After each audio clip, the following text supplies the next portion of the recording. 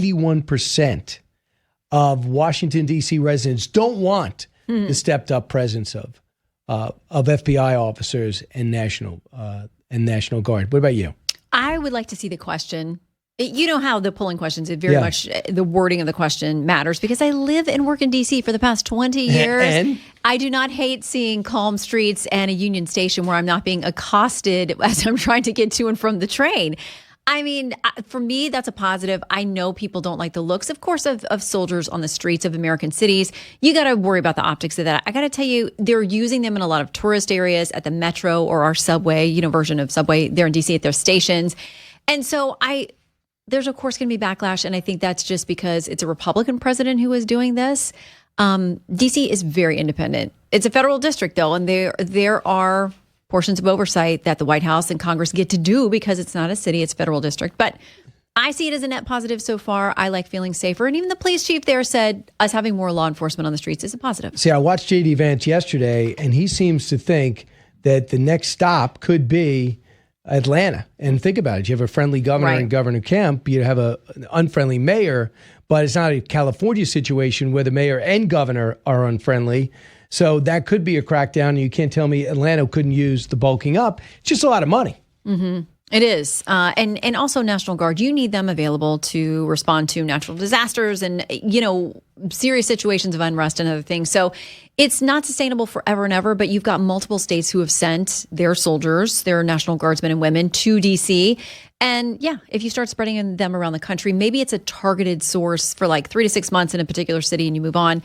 It seems clear to me the administration is testing this out in D.C. for possible franchises across the country. My opinion, my plan, I would use this time, I'd get a stack table, card table. Okay. And I would make this a cop recruiting thing. Oh. So we'd be able to turn this over. What are you, 800 cops short of what you need? Yeah. So let's recruit. Let's fill up an academy class. So when the National Guard leaves, there'll be new, fresh troops coming in, officers coming in. You're always thinking ahead. I think so. Are you thinking ahead that this could be like a side hustle for you, being a cop? If you could set your hours, like you have, right? You and Dean Cain out there would get you little capes, little outfits, little crime fighters. Superhero background. I would need training. Yeah, but he's hitting the ground, ready to go. Just as long as there's no kryptonite, he's good. So among the skeptics that think it's a bad move, Matt Bennett, former advisor to Bill Clinton, now he's got his own consulting firm, which I hear could be lucrative. Cut 7. On the other hand, this is probably not the best way of going about making Washington safer. As Mayor Bowser has made clear, she's 500 cops short. And one of the reasons for that is that there's about $1 billion missing from the D.C. budget that congressional Republicans just took away and for no reason at all and haven't given her. Well, I'm sure there's a counter to that, but you've heard that they said it on your show last week, $1 billion got cut. Yeah, and they're trying to work on that. It was something that I don't think was fully intentional, that there wasn't going to be some way to refund that part of D.C.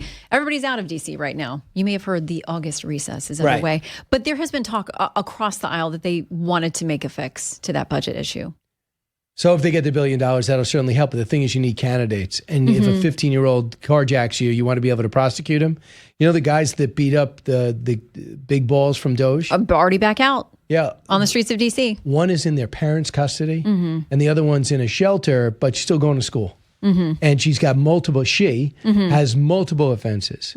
So that's the problem. Yeah. But how do you change that? Well, I think that you got to change some of the laws there in D.C. And, of course, this is a discussion that now U.S. Attorney Jeanine Pirro is having down there saying, I can't go after kids. And there are some of these laws in D.C. that put people into that category if they're under 24. Listen, I know a lot of people who have been married, been in the military, gone to college, have kids, whatever, by 23. And we're going to treat them as juveniles in some sense for some of these crimes potentially in D.C. I mean, it seems a little bit ludicrous. Right. A 23-year-old is not a minor. They could be fighting 5 years already in the Army. Exactly. All right. So let's talk about what that horrific story of the tractor-trailer driver, the illegal immigrant who can't read English, makes a real ridiculous 3-point turn, I guess, and killed 3 people. He's been extradited over to Port St. Lucie in Florida from California. Who gave him the license? California. Who's that company? Their license been suspended. They've stopped all immigrants from driving and getting new licenses until further notice, said Pam Bondi. Here is Governor Ron DeSantis. Cut 11. You know, we had a challenge to our the processing and deep.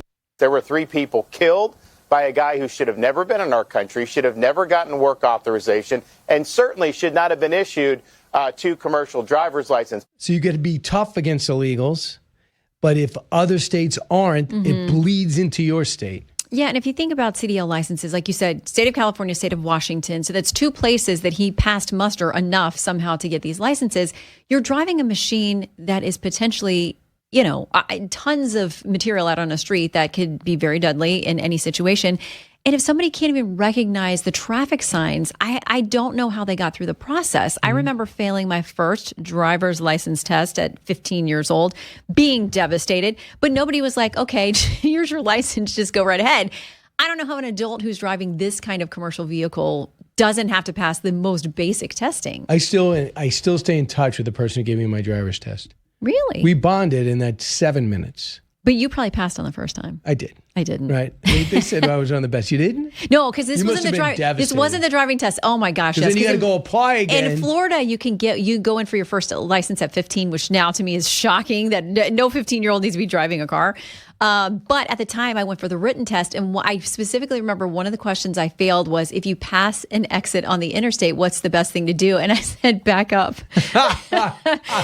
and go back to the exit ramp. Out loud? No, there was a big, you're not getting your license today.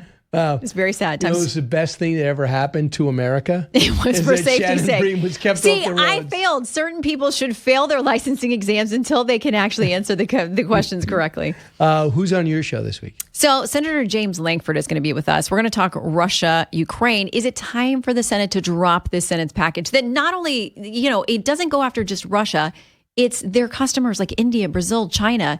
You got to get their attention somehow. It's not working so far. So will the Senate, they've been waiting for the cue from the president. But man, how often do you get 80 plus senators to agree on anything? Nothing. Like never. So they're ready to go. Is the president going to unleash them to do this package? Here's General Jack. Oh, by the way, is that it? What's that? Is that it? Well, I have somebody else that is overseas that we're trying to confirm, and we're working on logistics. But we're also going to have a legal panel. Turley Dupree are going to be with us for this raid this morning on John Bolton's house and all kinds of other legal issues. The big win by the president, the $500 million You were telling me before the show that this Bolton had it coming.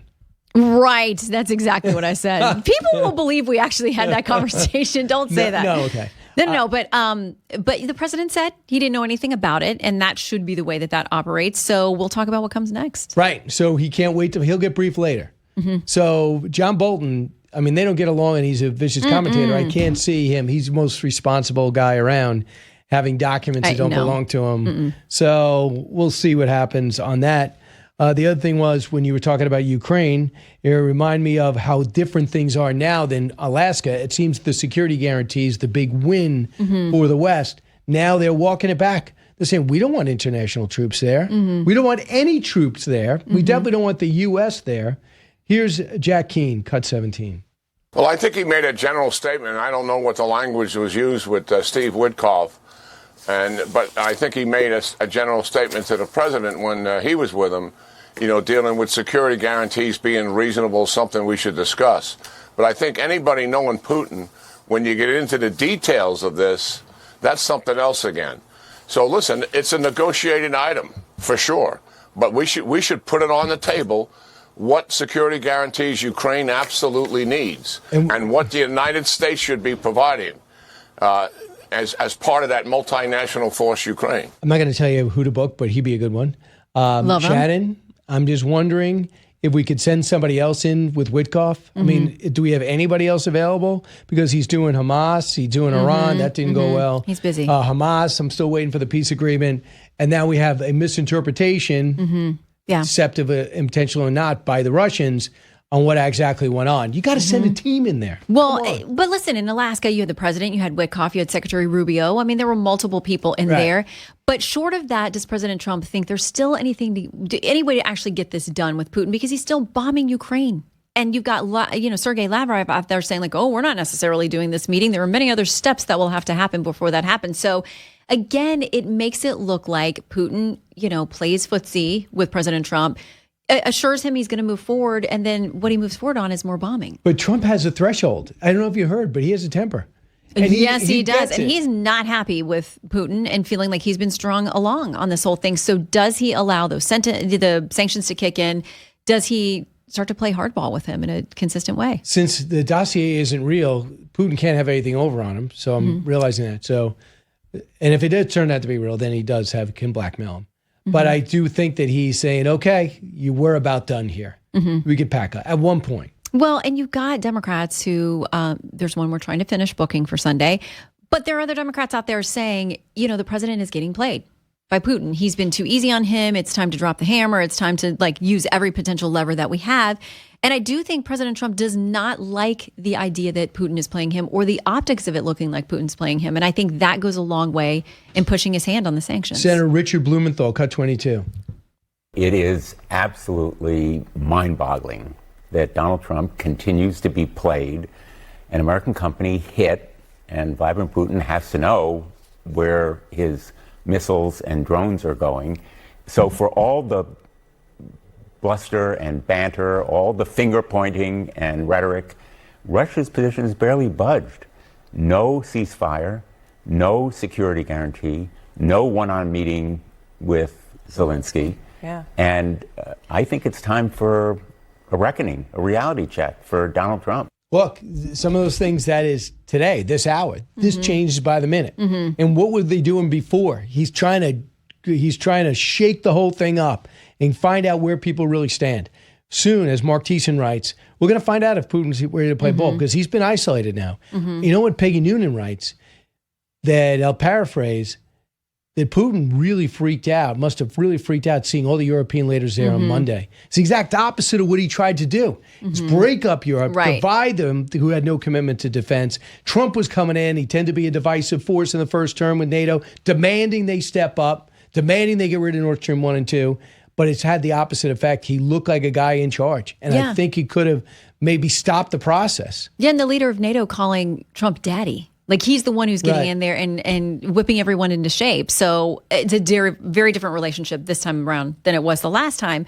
But you're right. I mean, Russia's complaint has been, we didn't want Ukraine to join NATO. We didn't want those extra forces around. And they have, by their own provocations, gotten to the place that they didn't want to be in the middle of this war that they started. So we'll see, though. Lost Syria.